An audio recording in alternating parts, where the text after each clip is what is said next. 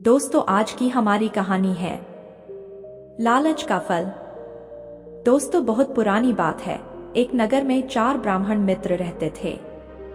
उन चारों ने साथ मिलकर शिक्षा प्राप्त की, किंतु चारों बहुत गरीब थे। वे चारों गरीबी से तंग आकर सोचने लगे कि इतना ज्ञान प्राप्त करके गरीबी में ही जीवन काटना है तो ज्ञान प्राप्त करने का कोई फायदा नहीं है। गरीब व्यक्ति को समाज में कोई मान सम्मान नहीं देता। उसके रिश्तेदार और सगे संबंधी भी उससे मुंह मोड़ लेते हैं। उन 4 ब्राह्मण मित्र में से एक ब्राह्मण बोला, ज्ञान से धन भी कमाया जा सकता है, क्यों ना हमें भी इस ज्ञान का उपयोग करके गरीबी को दूर करना चाहिए। यह सोचकर वे चारों धन प्राप्त करने के लिए दूसरे नगर की ओर चल दिए। रास्ते में वे पवित्र नदियों में स्नान करते और मंदिरों के दर्शन करते हुए जा रहे थे। एक स्थान पर उन्हें एक आश्रम दिखलाई दिया। वे चारों उस आश्रम में चले गए। उन्होंने वहां पर एक योगी को देखा जिनके चेहरे पर तेज था। उन चारों ने योगी महाराज को प्रणाम किया और वहीं पर रुक गए। योगी महाराज ने उन चारों से पूछा, तुम कौन हो और किधर जा रहे हो? चारों ब्राह्मण ने अपना परिचय दिया और बताया, हम बहुत गरीब हैं और गरीब होने के कारण समाज में हमें कोई मान सम्मान नहीं देता। इसी कारण धन कमाने की कामना लेकर घर से दूसरे नगर जा रहे हैं। योगी महाराज और उन चारों ब्राह्मण मित्र में बहुत देर तक संवाद चलता रहा। चारों की धन कमाने की लालसा को देखते हुए योगी महाराज ने उन्हें 4 मोती दिए और कहा, इन मोतियों को लेकर तुम हिमालय पर्वत की तरफ जाओ और जिसका मोती जहां गिर जाए वहां उसे खजाना मिलेगा। धन मिलने के पश्चात उसे लौटना पड़ेगा। चारों ब्राह्मण मित्र योगी महाराज को प्रणाम करके मोती लेकर हिमालय की दिशा में चल दिए। जाते जाते रास्ते में एक ब्राह्मण मित्र के हाथ से मोती गिर गया। जब वहां खुदाई की तो वहां उन्हें तांबे की खदान मिली। उसने अपने मित्रों से तांबा लेकर वापस घर चलने के लिए कहा। इस बात पर उसके साथी बोले, इस तांबे से हमारी गरीबी दूर नहीं हो सकती। जिसके हाथ से मोती गिरा था वह इच्छानुसार तांबा लेकर घर चला गया। शेष तीनों हिमालय की तरफ चल दिए। चलते चलते एक और मित्र के हाथ से मोती गिर गया। जब उस स्थान को खोदा गया तो वहां चांदी की खदान मिली। वह बोला, अपनी इच्छानुसार चांदी लेकर घर चलते हैं। शेष दोनों ब्राह्मण मित्र बोले, पहले तांबा मिला, अब चांदी, निश्चय ही आगे सोना मिलेगा, इसीलिए हमें आगे चलना चाहिए। दूसरा साथी चांदी लेकर घर चला गया और शेष दोनों ब्राह्मण मित्र आगे चल दिए। आगे जाते समय कुछ दूर चलने पर तीसरे मित्र के हाथ से भी मोती गिर गया। जब उस स्थान को खोदा गया तो वहां पर सोने की खदान मिली। तीसरे मित्र ने कहा, अब अपनी इच्छा अनुसार यहाँ से सोना ले लेते हैं और घर वापस चलते हैं। इस सोने से हमारी गरीबी दूर हो जाएगी। चौथा ब्राह्मण मित्र बोला, हमें पहले तांबा मिला, फिर चांदी और अब सोना मिला है। अगर हम आगे जाते हैं तो निश्चय ही हमें हीरे जवाहरात मिलेंगे।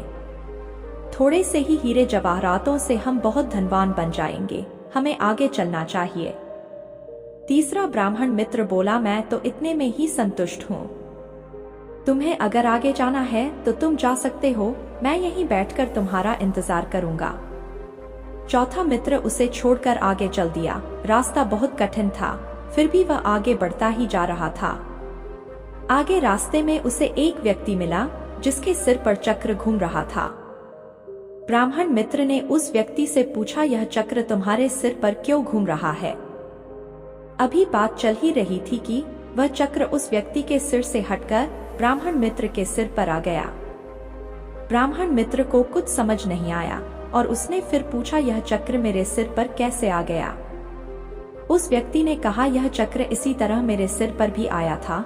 मैं भी धन के लोभ में यहाँ आया था। जब तुमसे बड़ा कोई धन का लोभी यहाँ आकर तुमसे पूछेगा तो यह चक्र उसके सिर पर चला जाएगा। ब्राह्मण मित्र ने पूछा, तुम यहाँ कब से हो और क्या तुम्हें भूख प्यास नहीं लगती? ब्राह्मण पुत्र की बात सुनकर वह बोला, मैं तो यहाँ कई वर्षों से हूँ। जब यह चक्र किसी के सिर के ऊपर आ जाता है तो उसकी भूख प्यास मिट जाती है और मृत्यु का भय भी खत्म हो जाता है। उसको केवल इस चक्र के घूमने का ही कष्ट परेशान करता रहता है। इधर तीसरा मित्र जो सोना पाकर संतुष्ट हो गया था, उसने बहुत समय तक अपने मित्र के लौटने का इंतजार किया, किंतु जब वह नहीं आया तब खुद ही उसे ढूंढने आगे बढ़ गया और अपने मित्र के पैरों के निशान की सहायता से वहां तक पहुंच गया जिधर उसका मित्र था। उसने देखा कि चौथा मित्र एक स्थान पर बैठा है और उसके सिर पर चक्र घूम रहा है। उसने अपने मित्र से सारा माजरा जानना चाहा। चौथे मित्र ने पूरी कहानी सुना दी और उस चक्र को भाग्य का चक्र बताया। तीसरे मित्र ने कहा, यह भाग्य का नहीं, लालच का चक्र है। मैंने तुम्हें कितना समझाया पर तुम नहीं माने। विद्या की तुलना में बुद्धि का स्थान ऊपर है। तुमने विद्या तो प्राप्त कर ली, किंतु अपनी बुद्धि से अच्छे बुरे की पहचान नहीं कर सके। जिसके सिर पर चक्र था, उसने अपने मित्र से सहायता मांगी। तीसरे मित्र ने कहा, मित्र, मैं चाहकर भी तुम्हारी सहायता नहीं कर सकता। मुझे डर है कि मेरे यहाँ ठहरने से यह चक्र कहीं मेरे ऊपर न आ जाए। चौथे मित्र ने कहा, यह मात्र देव संयोग नहीं, अपितु मेरे लालच का फल है। मुझे यहीं रहकर अपने कर्मों और लालच का फल भोगना है। किंतु ईश्वर कृपा से सभी का उद्धार होता है, तो मेरा उद्धार भी अवश्य होगा। तुम्हें भी अधिक देर यहाँ पर नहीं रुकना चाहिए, नहीं तो यह चक्र तुम्हारे ऊपर भी आ सकता है। इतना कहकर उसने अपने मित्र को जाने की अनुमति दे दी और तीसरा मित्र भी अपने हिस्से का धन लेकर अपने घर लौट आया।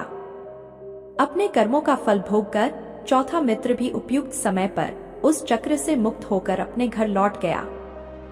दोस्तों, इस कहानी से हमें यह सीख मिलती है कि कभी भी ज्यादा लालच के धन में अंधा नहीं होना चाहिए।